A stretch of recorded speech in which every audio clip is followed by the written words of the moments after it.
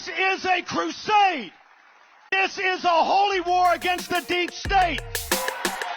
Where are the dictators? Where are the strong men? Donald Trump is our instrument for retribution. I'm going to fight for Christians. I'm going to fight for white people. They have the Great Reset. We have the Great Awakening. And why shouldn't I root for Russia? Because I am. I want to see these people go through misery because of their grooming against our children. After the assailant entered the home asking, "Where's Nancy? Where's Nancy?" Those are the very same words used by the mob when they stormed the United States Capitol. I did nothing wrong. Welcome to the Did Nothing Wrong podcast, where we cut through the noise and help you make sense of the chaotic information space around us. I'm Griff Somke. Journalist Claire Goforth has been covering extremists for years. Her new series in the Daily Dot is called Naziland, and it's a deep dive into the efforts of various white power groups to integrate themselves into communities around the country and what the local residents are doing to fight back. I'm thrilled to have her on the pod today. Claire, welcome to Did Nothing Wrong. Thanks so much for coming on. Thanks for having me. So I'm curious, how did you get started covering extremists? So in 2016, the run up to the election, I was the editor of Folio Weekly here in Jacksonville, Florida. And this Grand Dragon in the KKK, he and his group, they were flyering around town. And I wrote this satirical piece about him and his KKK buddies, right? He didn't take too kindly to that. No. Ken was pretty pissed because, I made fun of their mullets and drinking Coors Light or whatever. And so he offered me an interview. Right. And I thought, well, I reached out to a mentor of mine, Ann Schindler, who was the first person to give me a shot in journalism, who's now here at the local NPR affiliate hosting First Goes Connect. And I asked her, how do I do this story? I want to do the interview, but I don't necessarily want to just give this man air for his bigotry.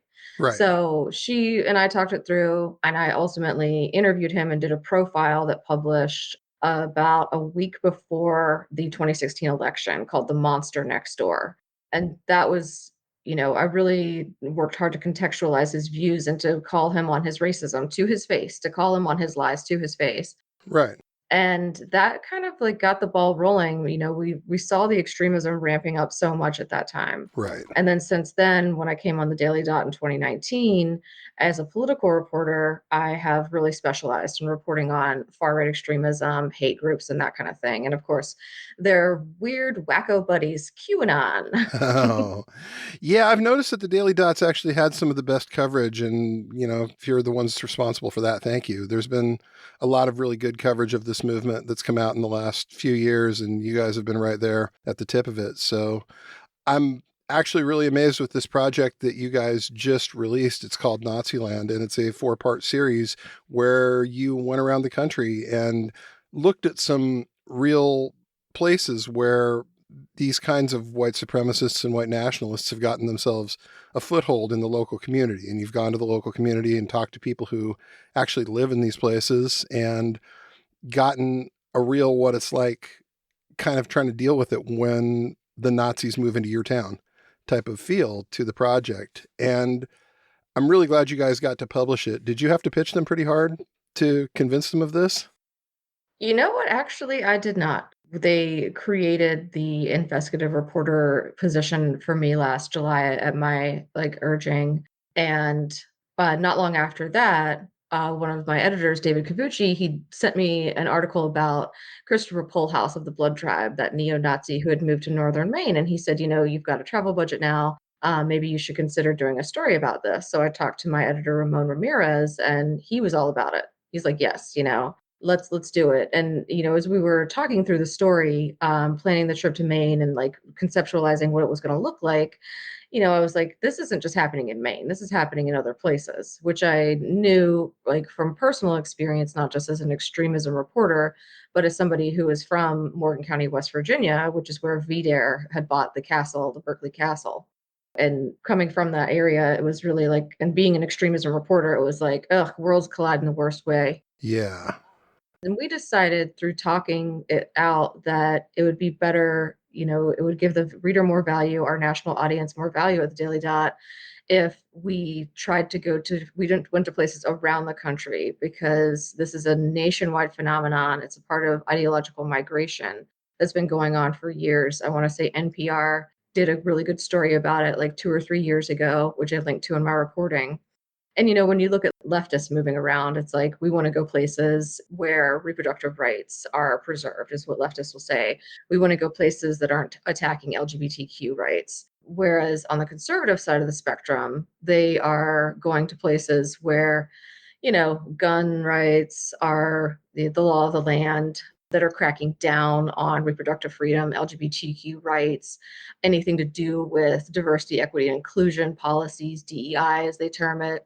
And then the really far right are doing what is really akin to Steve Bannon's strategy, the precinct strategy that he articulated Right. probably back in 2015 or 2016, where they go to these little places and they run for all these offices that really don't get a lot of attention typically. And they sort of have this divide and conquer thing going on. And when you see it on these far right extremist groups, it's a broad spectrum of, some of them are just moving there and sort of ingratiating themselves in the community. Some of them are moving there and trying to create a headquarters for their operations. And some of them are moving there and intentionally trying to take over local politics, which is what we saw in Idaho. That is really what's going on in Idaho, is the far right is trying to seize control of the state and Coeur d'Alene itself through the Right. Kootenai County Republican Central Committee. So yeah, I mean, it wasn't a hard sell, and it's been a really interesting exercise and learning experience for me as an extremism reporter. Definitely. I'll bet.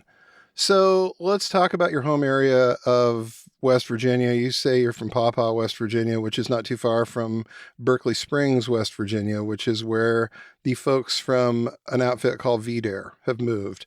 Can you talk a little bit about what VDARE is for those of us in the audience who might not be as familiar with what they are and what they do? Yeah, absolutely. So VDARE is a website that was started by Peter Brimlow. Peter Brimlow used to work for more mainstream news outlets, and then he got fired during some purge in the 90s. And he, I want to say it was New Year's Eve or something in 1999, he started this website called VDARE. And since then, VDARE it's hyper focused on opposing immigration in any way. Really specifically, if you read their stuff, it's clear that it's not really immigration, because Peter's an immigrant himself from England.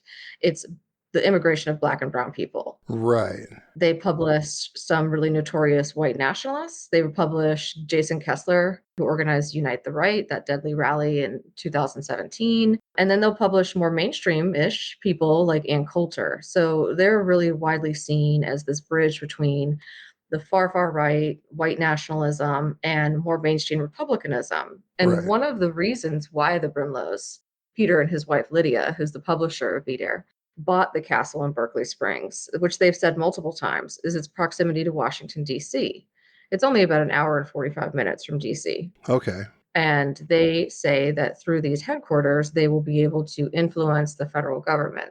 Now, how true that is remains up for debate, but it is a fact that you will see Peter and Lydia hobnobbing with members of Congress, congressional staffers, having ties to people within the Trump administration. So, their influence is undeniable. I think they do tend to exaggerate it. Right. But it's not as if they're shouting into the void. VDARE is a very prominent website. You'll see a post on VDARE one day, and then 2 days later, Jack Posobiec is repeating its talking points. Right.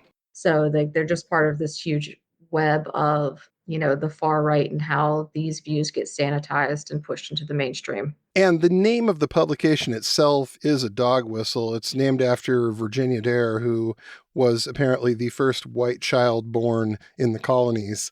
It's really one of those things that when you look into it, you're like, oh, okay, see where this is. Yeah. And I remember we had Michael Hayden on the show not too long ago, and he talked about how at things like the New York Young Republican Club dinner, people were treating Peter Brimlow like a rock star. Did you get to talk to him? Yeah. So the man obviously has an audience, and they paid $1.5 million for this place. It's called Berkeley Castle, and it's a castle, right? This is a legitimate, actual Oh, it's a legit castle. Yeah, I've done tours of it as a kid. Stone and turrets and towers and dungeons and everything else, probably. A dungeon, literally a dungeon. God, I shudder to think. They paid apparently about $1.5 million for this castle, which to me says this stuff is either really lucrative or somebody's funding these people to do what they do. Do we have any idea who's paying for this? It's a dark money source. I'd have to look at the Southern Poverty Law Center reporting on this.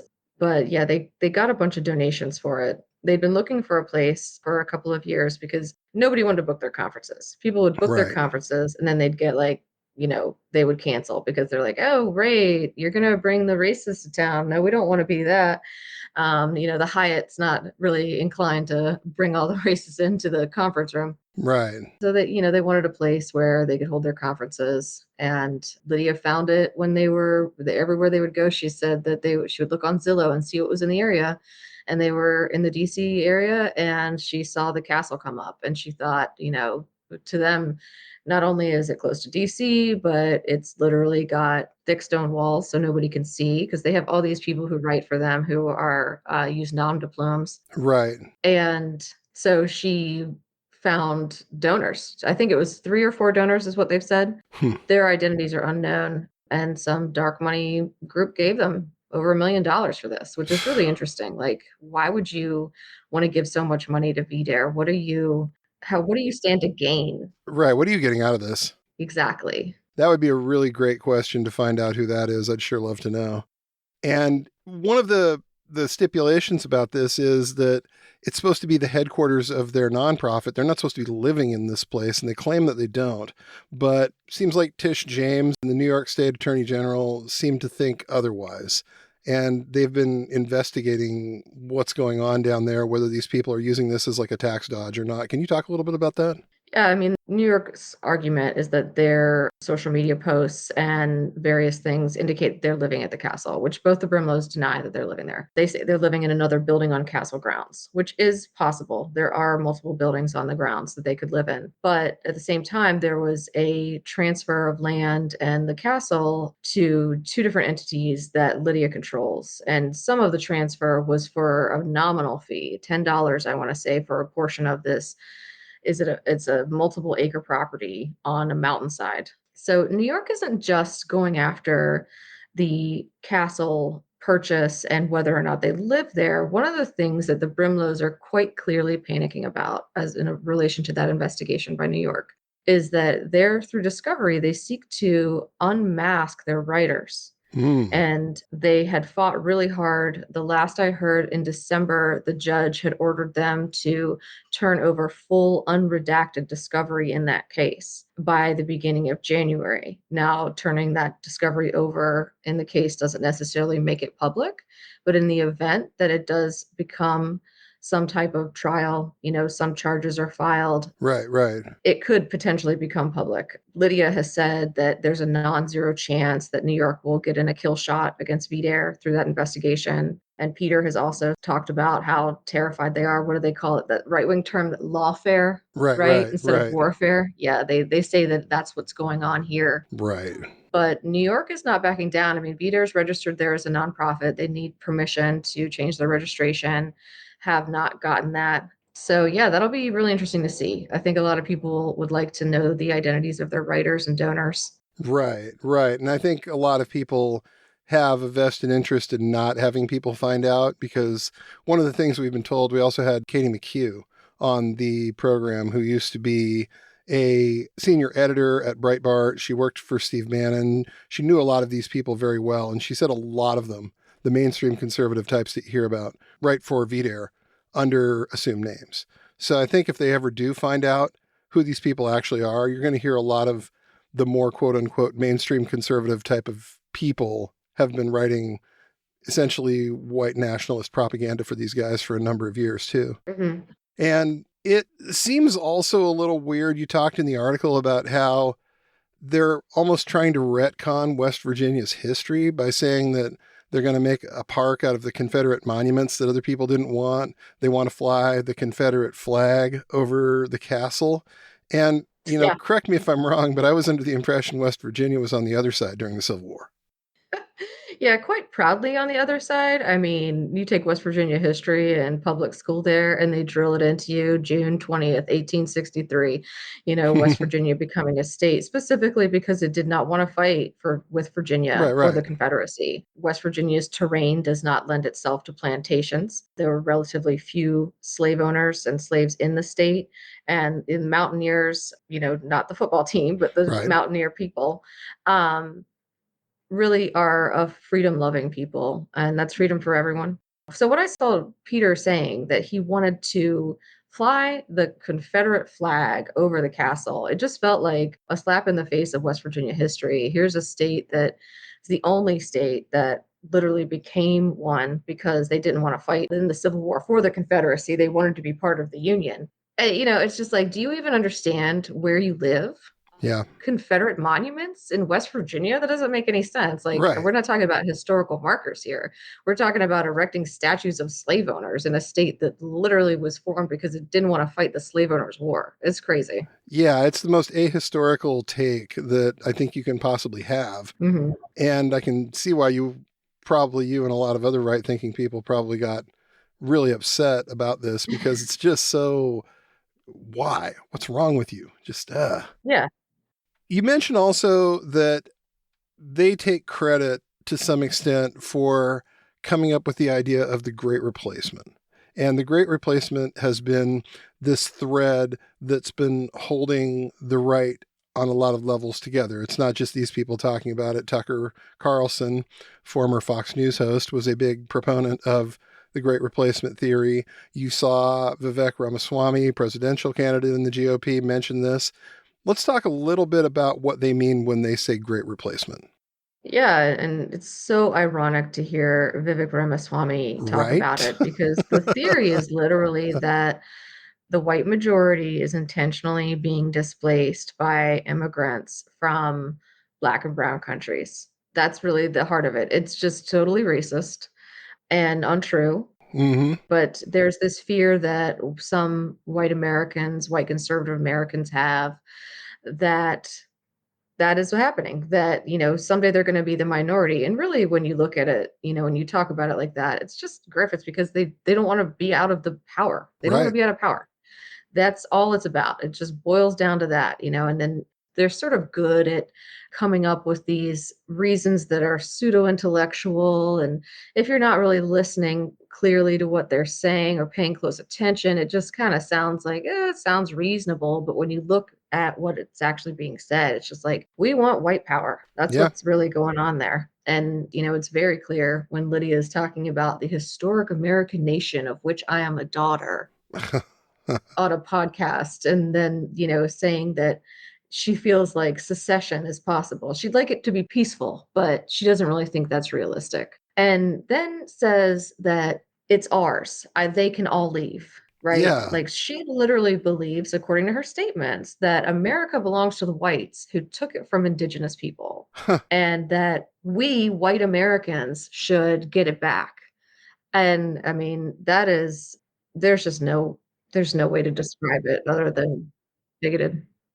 Yeah, that's just insane. And the idea that she's married to an Englishman, that is just, that's just nuts. Yes. We fought a war to get rid of those people, for God's sakes. What are you doing? Right?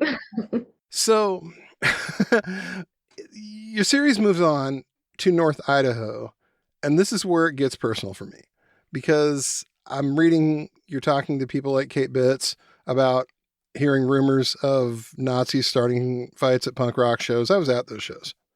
I'm about 10 years older than she is. And I remember growing up in Spokane, Washington, having these people come through, having friends in Coeur d'Alene who had to deal with it, having friends that were recruited out of high school by groups like the Aryan Nations. And at one point, I honestly thought that they had it beat.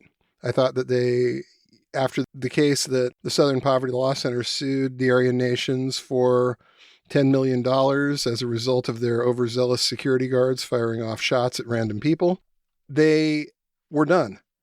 And I think a lot of people that lived there too probably felt the same way. But in the last few years, there's been a resurgence of this new breed of these guys that were involved in Charlottesville, guys like Vince James, guys like Dave Riley, guys like Millennial Matt Colligan. All of these people have moved themselves to North Idaho in what looks like, you said, the Steve Bannon precinct strategy, where they're going to come in and they're going to try and get into things like the school board. They're going to run for offices that most people have to be talked into running, and then they're going to try and take over from there. What were your impressions of the people that are against this in North Idaho that you talked to, and how they're all feeling about this out there? People there are pissed about this, and those people specifically are conservatives. Certainly the liberals are also angry, but the liberals are a very small minority in Coeur d'Alene. It was really interesting to me because often when a community is experiencing these type of issues, you're going to see like leftists rise up and try to fight back. And in Coeur d'Alene, like that's just not practical Nope. because there's not enough of them. And the Republicans there, like Dan Guggen, who's the city councilman, and other prominent Republicans around the state, they have formed the North Idaho Republicans, which is specifically designed and intended to counteract the extremists. You know, Dan Right. Guggen really goes in hard on the KCRCC, the Kootenai County Republican Central Committee, and their further associations with Vincent James Fox and Dave Riley and others, you know, where like Dave Riley, he attended Unite the Right. He supposedly helped them craft their messaging. Vincent James is the treasurer of Nick Fuentes' PAC, right? Nick Fuentes, the white nationalist. Oh, yes. You know, I mean, Dave Riley has talked about being a stan of Nick Fuentes. They've both made wildly anti-Semitic statements over the years, including to present day. And yet, you know, powerful people in Idaho have no problem like hiring them to use for propaganda. And to Dave Riley supposedly runs one of those quote news outlets that really just exist to pump propaganda out into the world. Right. To smear their opposition. And the opposition, like they're organized, they're committed. Their strategy seems to be more positive, you know, where it's like dark and, you know, you look at these far right people when they talk about what they want. It's hard for them to articulate it. Right. It's just like they hate everything. You know, Dan Guggen made a great point. He's like, these people come here because they're pissed off living in California. And they come here and they think that it's going to be different, but they're still pissed off. They're pissed off at me. They're pissed off at the governor, at people who made this a conservative state. And so it's just like this ideology just really based on rage and anger. And people, from what I saw in Coeur d'Alene, are counteracting that with, you know, being reasonable and saying, you know, we stand up for the LGBTQ community. We believe in equality. You know, we can differ on policies, but, you know, just hating everybody who's not exactly like you is bullshit. And they have an uphill battle. I'll be frank with you, Griff. It's not going to be easy because KCRCC and other really powerful Idaho Republicans have really embraced the far right. Right. That's the state of Amon Bundy, right? Of course, currently, maybe not his state anymore since he's on the run. We don't know where Amon Bundy is these days. Like you said, there just isn't enough of a left in North Idaho. All those kids move to Spokane. All those kids move to Washington, Seattle, Portland, someplace else when they get older because it's that much of an uphill battle. Everything is baseline very, very conservative. There are a handful of liberals, but for the most part, it is the conservatives who are going to have to clean house if they want to get rid of this again.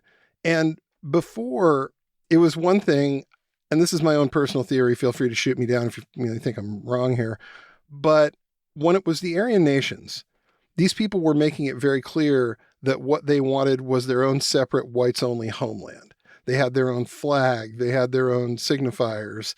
They didn't want to be part of America. They wanted to be the Aryan nation, right? Whereas a lot of these folks that have moved in are perfectly fine with the idea that's already been really prevalent in groups like the American Redoubt, people like Matt Shea, the idea that this is the actual real America, and they're using American signage and American phrasing, but we're the real America and we're getting rid of these people that don't belong in America. And I think the messaging shift has helped them quite a bit in terms of getting different people to respond to this, because that messaging has been going on for quite some time up there. There's been, the militia movement, the patriot movement for years, and these people were all about America. And now you've got your guys like Vince James who are essentially saying the same thing, but they're couching it in great replacement terms. Mm-hmm. And next thing you know, they've got a foothold, more than that almost, in local politics, and probably going to be a matter of time before one of them ends up, running for governor or senator and doing relatively well, unfortunately. It does look like that's where it's headed. The question is whether or not what we may look at today as more centrist Republicans will push back enough. They did have some success in Coeur d'Alene in that area with the North Idaho Republicans, where the first go round, their candidates lost everything. The second go round, they got a couple of the positions that they ran for. But, you look at what's going on at the North Idaho College, that 90-year-old community college there, where far-right people backed by KCRCC have taken over the board, and then they've just made a mess of things. Mm-hmm. I'd be interested to see what happens with the library association there, where it's also been taken over. And this may be the thing that's the tipping point for people, because, you and I, Griff, we know politics. We are maybe obsessed a little bit, right? Just a little bit. It's our jobs. Mm-hmm. It's our job to be informed. That's what I say when I read my, Right. 5,000th article of the day. So we're really immersed in it. But most voters are not like that. They're not reading news, following news 6, 7, 8 hours a day. And if they are, they're probably following just one source. And I'm sure we can guess what that source may be. But more people are low information voters, but they're not no information voters, right? They see that North Idaho College is just hemorrhaging money because of what most people would describe, and I think it's fair to say, gross incompetence by the board. And North Idaho College is this close to losing their accreditation at this point, right? Yeah, it's hanging by a thread, literally. Well, not literally. I hate using that word incorrectly, but it is very close to losing accreditation. Morale is down. What's going to happen at the libraries when they just start pulling all these books? I mean, I live in Florida. I see what happens. They pass these laws and it's we're going to protect the kids. Oh, boy. And then the next thing you know, they're pulling books about civil rights leaders. Shocking. It's crazy. And people are going to get tired of that. I would assume, there was a great Vanity Fair piece about some school board further, I think it's further north in Coeur d'Alene. I don't know if you read the piece, and they had been taken over, and people there, and it's just another one of those Republican areas, but people there, the school was dirt. It was there were mouse droppings everywhere. The teachers were just quitting left and right, and it was becoming just just a travesty of education. And people there organized on the ground, and they fought back, and they were able to take the school board back over from the perspective of these culture wars, those are not helping us. Right. We need to educate the kids. At a certain point, people get sick of drag queens or reading stories to kids and all this outrage over something that is so innocent and innocuous. And what they really want is their kids to be able to go to school and come home and know how to read and know how to do math. Right. And what you were saying is probably right. That might be the issue that really gets a lot of the people who are low information voters off the fence to wake up and realize one day that, hey, the schools are crumbling. The schools are completely wrecked. The college, you can't go to this college and have your credits transfer anymore. Literally, it's that bad. And the way this gets fixed is by getting rid of the people on that board who let this happen and made this happen in a lot of cases. So you also went to Maine, which is another area of the country that's a lot like North Idaho in terms of the racial makeup. It's mostly white. And you went to the northern part of Maine to research a guy by the name of Chris Pohlhaus, who runs a group called Blood Tribe. What can you tell me about him? So Chris Pohlhaus is I don't want to use the word interesting, but it's to say he's anomalous among these groups because he's only been around on the scene for a couple of years. And in that time, he's been able to form what's really the fastest growing neo-Nazi group in America. And one of the things that's really alarming about Chris and his group is how overtly violent their rhetoric is. He talks about making liberal women into war wives and says that because they have leftist views, they forfeited their right to reproductive autonomy. And then that's systemized sexual assault. Oh, yeah. And he's also saying that there'd be some war, obviously. He insists that he's not violent, Of but course. They all say that. They they all all say say that. that. They all do say that. You're so right. They carry banners that say there will be blood. Mm-hmm. And they, he praises the Charleston church shooter and other violent actors, Hitler, right? I Right. mean, a genocidal dictator bent on world domination. But he's not violent, you see. Not violent. No, yeah, I know, right? Yeah, sure, Chris. And Chris, like, he can, as Jeff Tischhauser of the Southern Poverty Law Center told me, like, Chris can be, Jeff follows him pretty closely. Chris can come across as, like, a nice guy. But then next thing you know, he just like flips a switch and there's just like all this rage coming out. So he had bought property in this tiny area, like tiny, tiny town. I mean, it's actually smaller than my hometown, Paul, West Virginia, and that's saying something because it's like my hometown's 500 people, and this one's like technically it's 400 people, but one local said to me it's like 200 on a good day. He bought 10 acres in this remote corner, and he planned to create a settlement for the Blood Tribe where they're going to do training, and they were going to, live in tiny houses. Although kind of amusingly, the property he bought, this didn't make it into the article, but the property he bought was like wetland. And you Ooh. can't put septic in wetland. I mean, No. maybe not a really good purchasing choice. If you see 10 acres and you can buy it for $25,000, you might want to ask yourself why that is. Spend an extra few thousand, do a land survey.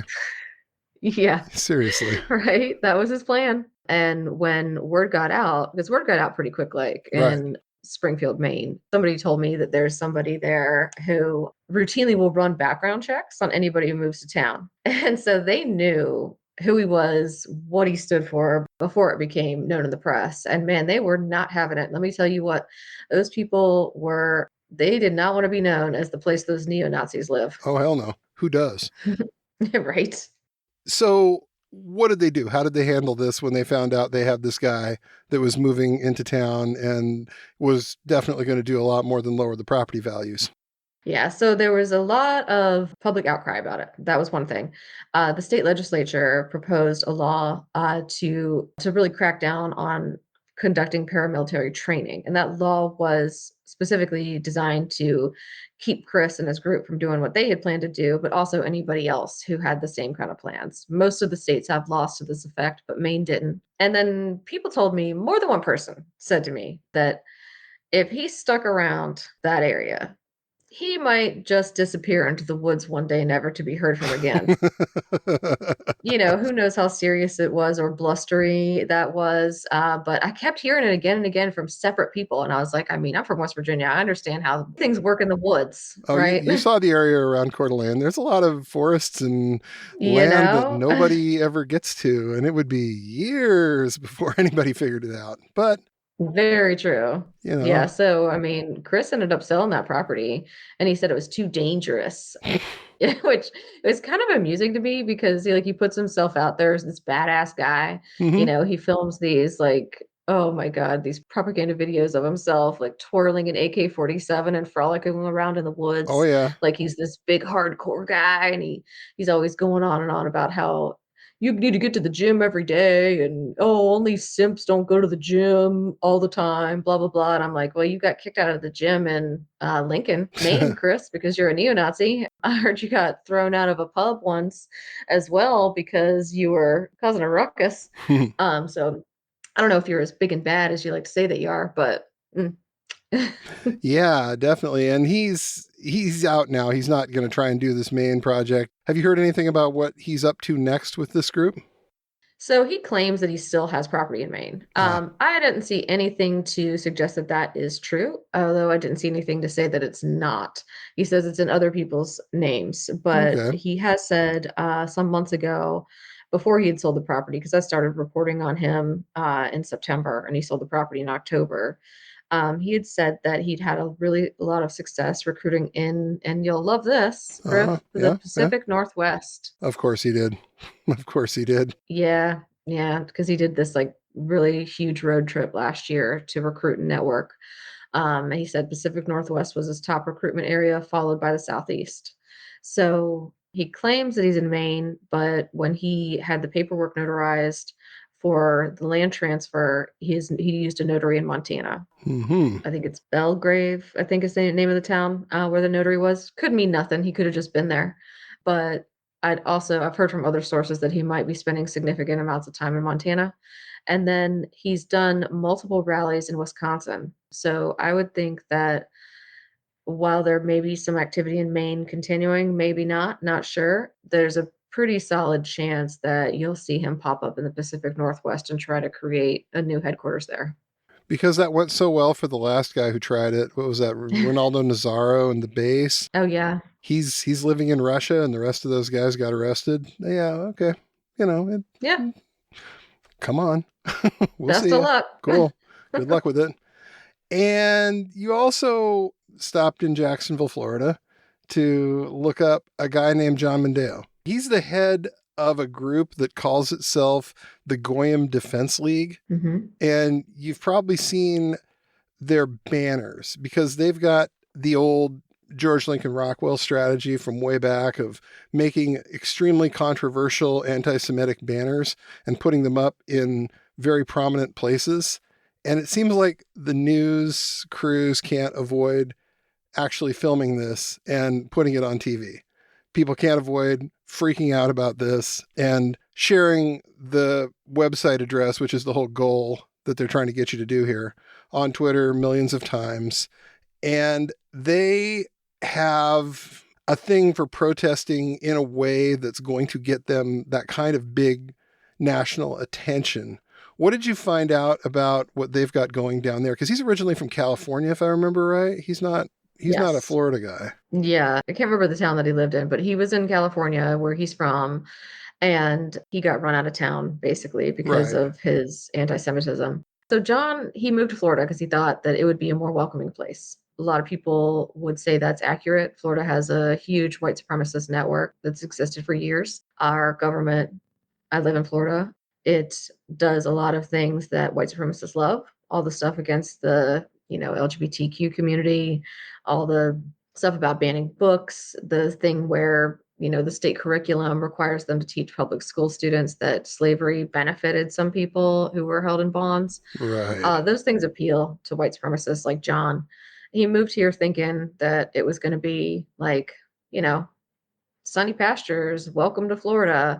And I don't know that his experience is lined up with that because he did spend 30 days in jail in West Palm at the end of last year. But John is like, he's similar to some other Florida extremists.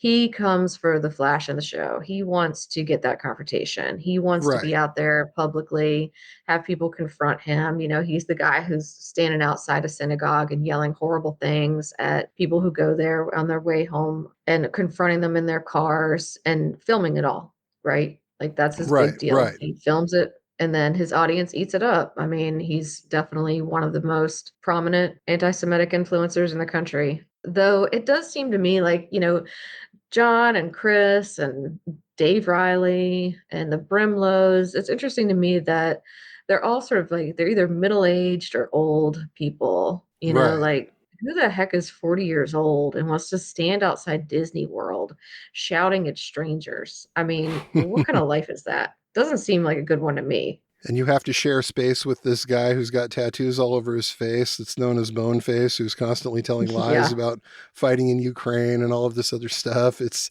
really a fascinating group of people he's managed to surround himself with, some of these guys down there. But for real, it's amazing that people haven't caught on to what John Mondeo is doing with the website, with the banners, that they are so, for lack of a better term, reflexively controlled, that when they see this, they have to share it and they have to talk about, oh, look at all this horrible stuff. And they haven't figured out how to either crop the picture or just somehow Photoshop out the website address that this guy's got going. Because part of the reason he's become such a prominent influencer is because he's managed to drive a lot of traffic to that website, which I am rather pointedly not mentioning. And it seems like something we should be a little smarter about by this point. Is there much of an organized effort to deal with this guy and his group in Jacksonville? What are we seeing in terms of the pushback? So the city, after his group had done these laser light displays on the stadium during the Florida Georgia game, and they had just done them on various skyscrapers around town and other prominent locations in the region, actually, the city passed legislation that prohibits laser light displays without a permit. And since then, they've stopped. Okay. One of the things that you don't really see, I think, enough of, although West Palm did it, where he got in trouble for basically littering because he sells these anti-Semitic flyers. All right. And people put hundreds of them out there. But, each one of those is a violation of civil or potentially even criminal statute. If you take photos of it, then go and distribute them, and you've got 300 violations, well, that is a lot of money, even if it's only $100 per one. Then that could rack up jail time, depending on what the local ordinances are. But, you see the city council did that here. People thought it was it took them a little too long to get around to doing it. Right. But then, we've got a local representative here who wants to put back all the Confederate monuments. And people like John see that as a dog whistle. Mm-hmm. Like, I'm sure John is all about having those Confederate monuments still up, because those are monuments to white supremacy, which is his big deal. And, from the governor's office on down in this Republican controlled state, you'll see one day where Representative Randy Fine, who's the only Jewish Republican in the legislature, is breaking with DeSantis because he doesn't think DeSantis is being strong enough on anti-Semitism and the hate groups in the state. But then the very fact that that is the case, that is the perception that people have, it tells people like John that they're welcome here. We'll see how true that is. Right. But Florida has gone from sort of a purple state to really solidly red in recent years. And part of that's people like John, people like Mike Flynn. Right. People like any number of Groypers and other right-wing wackos who have moved to Florida and called it their home. Yeah, we were discussing this the other day. Somebody asked how DeSantis had done so well in 2022 in his election, how he had won by so many votes. And I went and looked, and it's like Florida got 1 million new residents between 2018 and 2022. And what do you want to bet? A very large percentage of those people probably voted for him. It's very much a case of a state that's gotten far more conservative as time goes on. And it's interesting that you mentioned that about the littering charges that they got him with. There was actually a guy who was doing a very similar move up in North Idaho a few years back. His name was Scott Rhodes, and he ran a podcast called The Road to Power. And he was allied with a guy named Patrick Little, who ran for Senate in California against Dianne Feinstein, in the Democratic primary. And Little was this horrible and notorious anti-Semite. So Rhodes was putting out very similar flyers to what John Mandel is doing now. And he was also doing robocalls. And that's what they finally ended up getting him for. He was putting robocalls out, and the FCC finally noticed and slapped him with a $10 million fine for all the robocalls that he had done.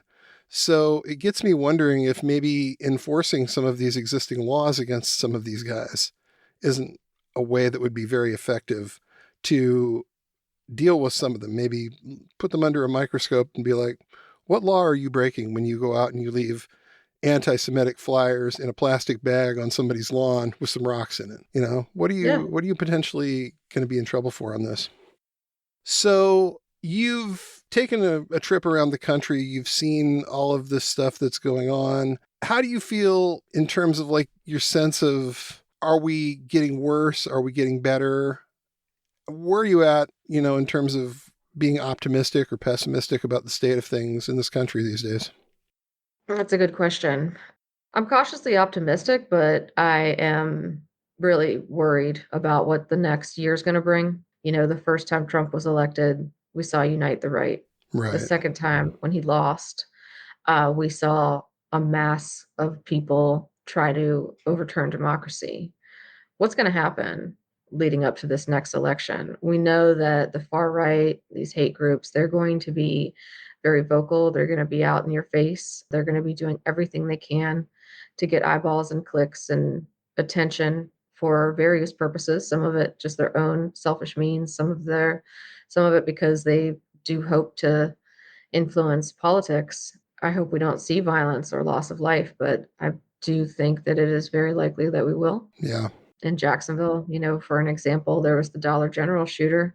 You can't say that's a political act, but it was a racist mass shooter who idolized Dylan Roof, who was a racist mass shooter, Right. who was radicalized online. Mm-hmm. Maybe people like John think that they can just say these hateful things about Jews and everybody else and, insist that it's not violent. Same with Christopher Polehouse. But other people are consuming that content. A lot of them young men, Mm-hmm. a lot of them disaffected people. There's a lot of commonalities that we see between these types.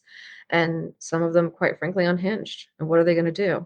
I don't think the nation is about to fall. I don't believe that the Brimlows are even right that we're going to see a national divorce or secession. But I think we're going to see a lot more polarization until we get it together. So, yeah, a little bit optimistic about the long term, but very worried about the short term. Right.